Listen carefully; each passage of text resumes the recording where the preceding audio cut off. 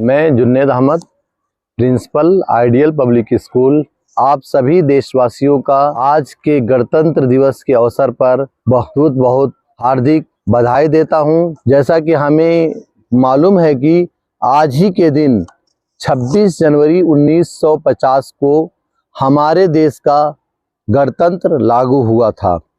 आज ही के दिन हमारे देश के महामहिम राष्ट्रपति जो राजपथ पर झंडा फहराते हैं और यह हमें अपने संविधान के मूल कर्तव्यों को याद दिलाता है कि कैसे कैसे लोगों ने इस देश के लिए बलिदान होकर के इस देश को आज़ाद कराया और आज़ादी के उपरांत हमें यह गणतंत्र मिला जो कि 26 जनवरी 1950 को लागू हुआ था। यह गणतंत्र हमें हमारे कर्तव्यों, कर्तव्यनिष्ठों को याद दिलाता है कि कैसे हम अपने कर्तव्यों का निर्वहन करेंगे और साथ ही साथ भारत सरकार द्वारा बनाए गए संविधान का पालन करेंगे। जय हिंद, जय भारत।